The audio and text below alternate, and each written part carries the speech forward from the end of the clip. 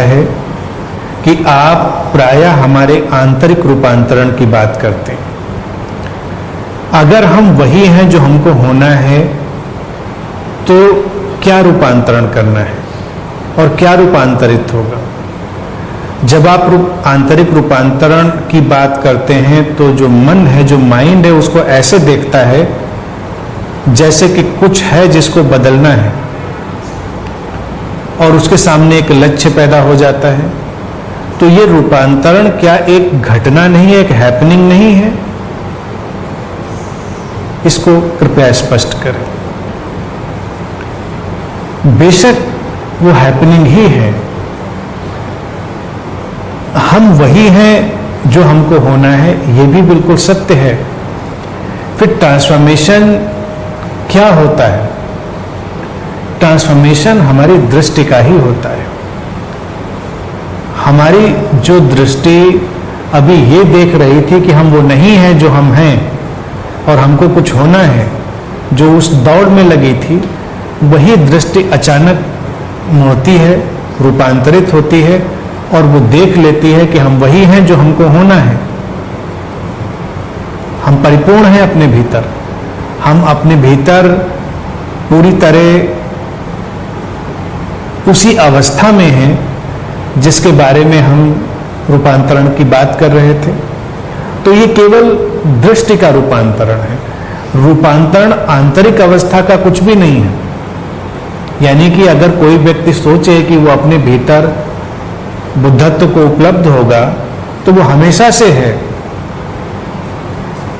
Already everybody is enlightened. लेकिन इसको केवल शब्द की तरह उपयोग करने से काम नहीं चलेगा। अब मान लो कोई शब्द सुन ले, वो कहे कि ठीक है, तब फिर तो हम एनलाइटेंड ही हैं, फिर हमको क्या काम करना? हम तो बुद्ध ही हैं, तो हमको क्या काम करना? लेकिन अभी जब तक समझ नहीं आई है, तब तक उस बात का कोई मतलब नहीं।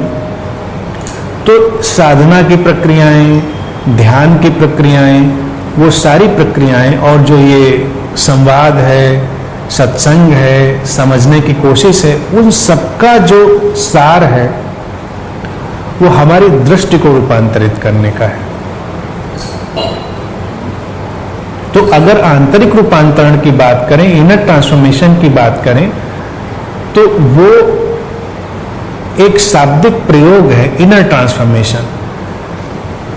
प्रश्न ये भी पूछा जा सकता है, व्हाई नॉट आउटर ट्रांसफॉर्मेशन? बाहरी रूपांतरण क्यों नहीं? तो दृष्टि हमारी जो है वो हमारी आंतरिक घटना ही है, दृष्टि बाहरी घटना नहीं है। यानी कि जो तुम्हारे अनुभव, तुम्हारी समझ, तुम्हारी कंडीशनिंग तुम्हारे अंदर बनी, उसने तुम्हारी एक दृष्टि पैदा करी, वो तुम्हारी आंतरिक घटना है, इनर इवेंट है, इनर हैपनिंग है। उसी आंतरिक घटना का बदलाव, उसी का ट्रांसफॉर्मेशन। तो जैसे ही वो घटेगा, तुमको दिखाई देगा कि हाँ, ये बात तो बिल्कुल ठीक है। अब जैसे तुम एक कमरे में हो, इसी कमरे में, और तुमको सम्मोहन की अवस्था में ले जाकर कन्विंस कर दिया जाए, जो कि बिल्कुल संभव है कि तुम इन दीवारों में कैद हो और इनसे बाहर जाने का कोई उपाय नहीं, तुम कैद हो जाओगे। लेकिन ये कैद वास्तविक नहीं होगी, ये मानसिक होगी, मेंटल होगी। और जिस क्षण तुम्हारा सम्मोहन टूटेगा, तुम्हें लगेगा मैं कैद नहीं हूं, मैं तो कहीं भी आ जा सकता हूं। तो एक अर्थ में क्या इस व्यक्ति को आजादी मिली? एक अर्थ में उसको कोई आजादी नहीं मिली, क्योंकि वो तो आजाद था ही। लेकिन एक अर्थ में उसको आजादी मिली भी, क्योंकि उसकी जो एक दृष्टि पैदा हो गई थी वो टूटी, उससे वो मुक्त हुआ।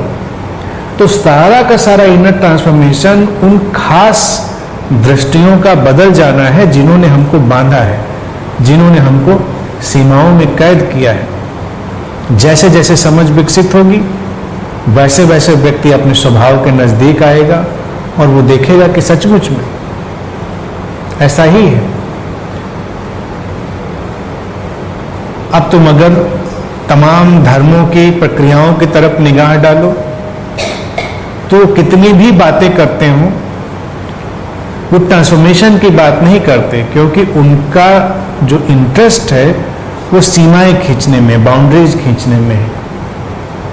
और अगर तुम बाउंड्रीज ही खींचने में रुचि लेने लगो तो तुमको एक मानसिक एहसास हो जाएगा कि भाई ये तो संभव नहीं है। अब जैसे देखो कितना अजीबोगरीब ये घटनाक्रम हुआ। भारत में ऐसा नहीं कभी कहा गया। भारत में हमने हमेशा ये माना कि तुम वही हो, यू आर दैट, तत्त्वमसि।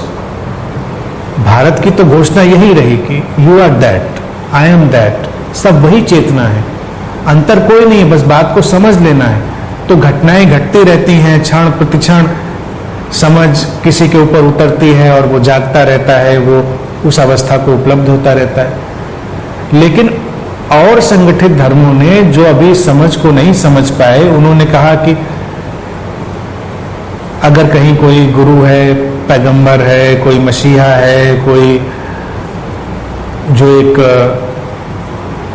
प्रमुख व्यक्ति है बोध को उपलब्ध, तो वो कहेंगे कि बस ये आखिरी है या इसके जैसा कोई नहीं हो सकता।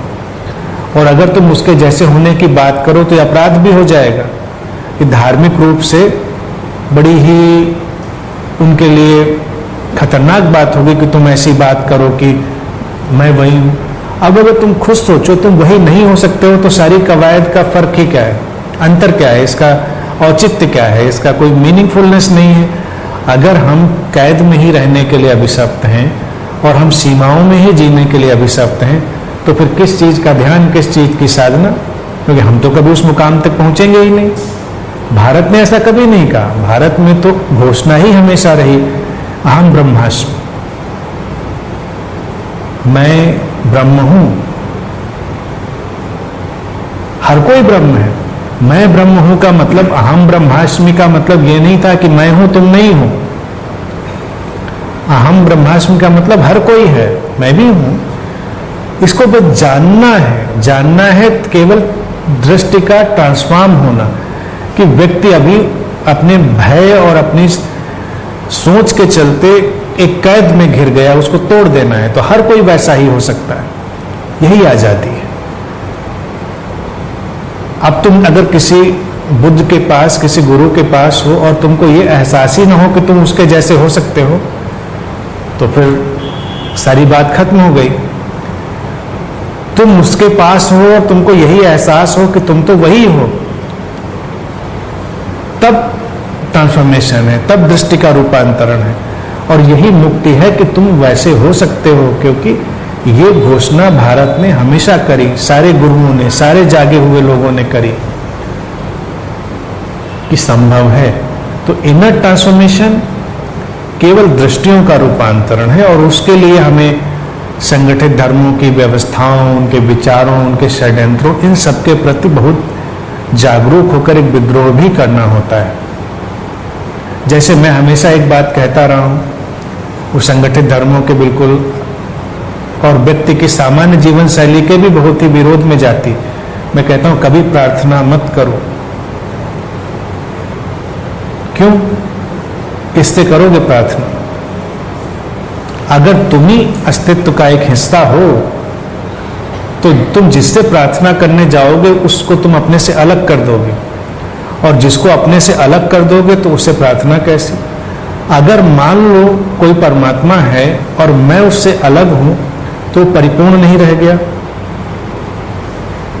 वो पूर्ण नहीं रह गया। अगर मैं उससे अलग हूं, एक टुकड़ा दूसरे टुकड़े से, बड़े टुकड़े से प्रार्थना करे तो अगर एक टुकड़ा निकाल लिया तो पूरा नहीं रह गया।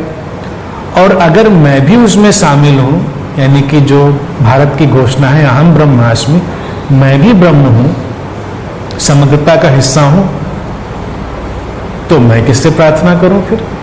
फिर तो मैं वही हूं, बस मैं जाग सकता हूं ज्यादा से ज्यादा, मैं बोध से भर सकता हूं ज्यादा से ज्यादा, और तो कोई उपाय नहीं।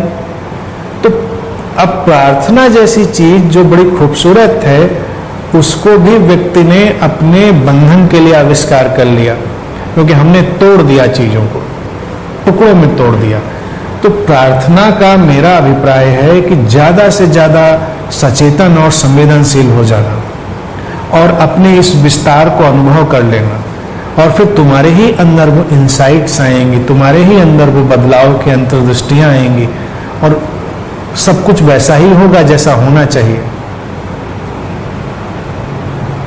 सब कुछ वैसा होगा। तो ये एक अखंडित होने की, एक यूनिफाइड मूवमेंट की बात हो गई।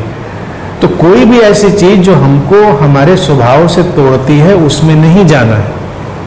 अगर प्रार्थना को हम ऐसे फ्रेगमेंटेड, टूटे हुए ढंग से लेके चलेंगे तो वो भी हमको रूपांतरित नहीं होने देगी। ध्यान को भी अगर कोई ऐसे लेकर चलेगा कि ध्यान कोई एक्सरसाइज है और हम उसको करके वहां तक पहुंच जाएंगे तो वो भी फ्रेगमेंटेड हो जाएगा। ध्यान को भी अगर व्यक्ति एक समझ की तरह से लेगा, इंसाइट की तरह लेगा, अंतर्दृष्टि की तरह लेगा, तो वो अपना काम कर देगी, टोटलिटी में ले जाएगी। तो इन ए वे ट्रांसफॉर्मेशन उसकी किसी भी मौलिक अवस्था का नहीं है, उसकी केवल जो आरोपित व्यवस्थाएं हैं उनका ही है।